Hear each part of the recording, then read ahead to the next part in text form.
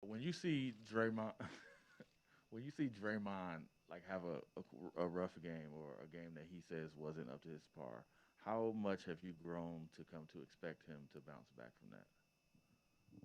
That is the expectation. There's no other way, no other scenario where um, I see it playing out any different than him coming out with the right energy, focus, just making his impact, felt on the court. I know he takes all that stuff personally in terms of his standard and what he knows he can do out there on the floor. So when he doesn't meet that, he's usually pretty honest and accountable to himself first and foremost, to the team, and then you go out and hoop. So we all go through that at some point. Um, and you don't win championships and be the team that we are if you don't have that, in your DNA at some point. So we got to go out and prove it. Draymond included. Question on the left. Tomer Zarda from Clutch Point. Steph, it's kind of a two-parter. Where have you made the biggest growth since you guys' last championship, you think? And after a loss, do you even get to a point where you're down about it, or do you just are you at a point where you're able to just move on and you know there's so much left going on? I mean, if you're not down about it and you're not in your feelings, then that's a problem because then it doesn't matter. You just it has to you have to feel it. Um, how much it lingers, that's the test of, to Marcus' question, just how do you bounce back? Like you go home after the game, you're probably thinking about every play that happened, what you could have done differently. Was a defensive rotation, a shot that would have went in, a decision you make, whatever it is, those things kind of, circle in your head, and you probably lose a little bit of sleep that first night. Then you come back the next day and realize you have an opportunity to protect your home court again on Sunday, and just keep things moving and get yourselves back into the series. So the locker room after the game one was rough. Like we all know the opportunity we let slip in terms of that fourth quarter, but it doesn't kill your confidence that you can't come out Sunday and win that game. And that's what we're gonna do. So not much has changed from the last from 18 or any of those finals appearances, and really in terms of me personally, how I've evolved, it's just continue to try to play at a high level, understand the game, understand the things that can happen in the playoff series and in the finals, and adjust accordingly as you go through it. Monty in the middle. Steph, after going through the video of the game, what are the things you saw, and what's your reaction to what you saw? And do you think you played with enough defensive, I guess, force over the course of the game? There were spurts, not over the whole course of the game. Some of the they're a great team. They have a lot of different weapons, a lot of threats. Guys had some amazing nights shooting the basketball. So you understand some of the mistakes we made, they took advantage of it.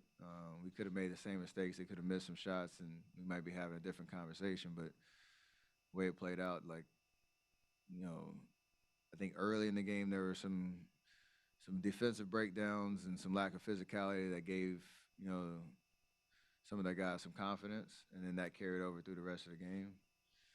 Um, and in the fourth quarter, you could just feel the momentum just, shifting dramatically, and the avalanche started. So we have to come out with a sense of desperation, first quarter, and really cement ourselves in terms of what we're trying to do. Play with the same joy, the same aggressiveness that we always do, but have to sustain it over 48. And it's crazy saying that. That's what it should be like in the finals. With two great teams going at it. Tim. Tim Reynolds, Associated Press. Steph, you guys have had that crazy streak. I think it's like 26 consecutive series with a road win. Boston is 8-2 on the road in these playoffs. I mean, obviously you got to be really, really good to get to the finals, but how does really, really good become really, really great on the road? Like, what's the defining characteristic that a team has to have to consistently win on the road at this level? The ability to win games a lot of different ways. Even if shots aren't falling, you can buckle down and get stops. If shots are falling, you capitalize on that momentum, kind of like Boston did in the fourth. Um, and there's really no panic. I think our experience, we've been down big on the road and come back. Um, we've won some ugly games on the road, low scoring games. We've won some shootouts. Like it's a lot of different scenarios that you find yourself in, and you have to be prepared and have the personnel and um, the resiliency to kind of be able to live in those moments. And there's just a lot of chemistry and toughness that shows up in the biggest of moments. So, like you said, it's two great teams that have demonstrated the ability to go, outside of their home and get wins. We're obviously gonna have to do that one time to win this series, but obviously for us, it starts protecting our home court on Sunday. Mark? Hey, Steph, what's been your message to Jordan on what it'll take to bounce back in game two? Be yourself. I guess feel what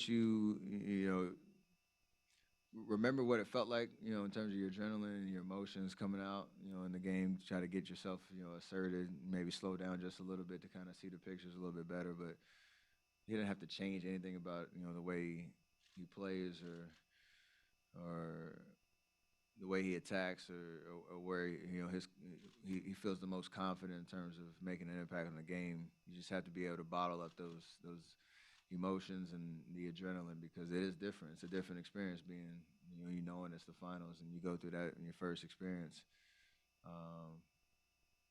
It's a little different. So don't want to over communicate to him on that front and clog his mind with anything other than just going out and having fun and playing basketball. Melissa on the right. Hey, Steph. I know you're probably not on Twitter after game one checking what people are saying, but I'm sure some of that noise still probably seeps through. I'm curious just how much of it does seep through and how much does that affect you guys at this point? I think as much as you want it to. However much attention you want to put on, whether you're reading it, hearing it, whatever it is. It comes with experience of knowing narratives change really quickly, and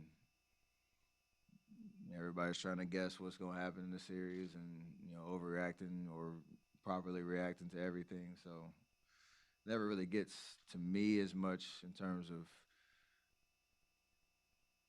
it changing anything other than the expectations I have for myself out there on the court, or again the standard that I've set for myself in terms of how I'm supposed to play. At the end of the day, it is just about winning the basketball game. So if we go out there and do that on Sunday, I'm sure whatever the noise is will be a little bit more favorable for us. But right now, we allowed game one to get away from us, and we gotta respond. Say what? Do you use it as motivation? Yes and no. Like, it's just kind of a through line of your entire career and every year that you play in this league and every experience you go through. It's not just, oh, now we're in the finals, I need some more motivation to get the job done at all. CJ in the middle. What's up, Steph? Were you surprised that Gary wasn't in the game one rotation? And when he is able to get back on the court, what does he bring to a series like this? Well, he's just a defensive menace in terms of being able to guard a lot of different positions. He gets into the ball, makes people uncomfortable. He can disrupt a lot of different actions and different situations out there. He even has a knack on the offensive end, just being in the right place at the right time, and gives us great energy. So the fact that he's available is big, just because of what he's been through these last 3-4 weeks. I don't know if I was surprised he wasn't in, because I don't know too much about how he really feels and what the conversations is with with coach and the training staff and all that.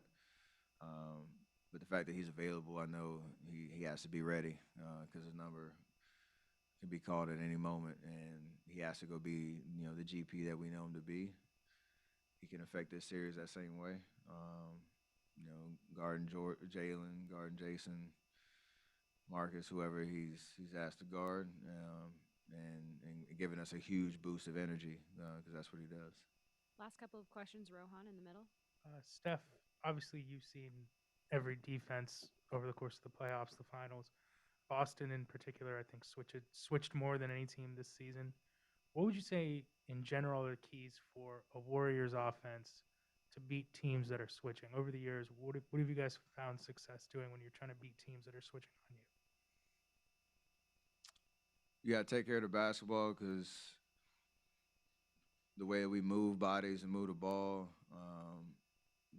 switching is designed to keep everything on the perimeter, keep bodies in between the man and the basket. Try to force you into tough shots. But it also allows some confusion at times if you run your sets hard. One, if you get stops and you can run in transition because it's hard to match up and know where you're switching and all that type of stuff. And like I said, we've seen it before with Houston series, even OKC a little bit back in the day. And they have the personnel to be able to do it. So it's their bread and butter. It's why, what worked for them to be a number one defense in the league. But there are ways to attack it. And like I said, we scored 108 points, game one. That should be, plenty to win a game. We have to get stops ourselves on the other end to allow our offense to do what it does. Last question, Ohm on the right. Steph, Young with ESPN. The other day you said that you felt that this group is resilient. This is the first time, though, that this particular team has been down 0-1. What other moments in this postseason gives you that confidence of why they're resilient? And what did you see and feel from the team in the last 48 hours or even this morning? I think you look at like how we responded Game 5 to Game 6 in the Memphis series. Game 4 to 5 in Dallas series. Even moments throughout the regular season where things were starting to get away from us a little bit at times, and kind of have like your come to Jesus moment, like how we need to play right, like how we're gonna flip the script and get things right back on the right track, and we usually responded pretty well, and it's a collective effort of a focus on the defensive end first and foremost, and just an understanding of how we all work together to create good shots on the offensive end. You said it's the first time we've been down 0-1. It's the first time for a lot of things with this particular group, and we're here in the finals for a reason because we figured it out along the way. And if we want to get back in the series, we got to figure it out again. Thanks for watching ESPN on YouTube. For live streaming sports and premium content, subscribe to ESPN+.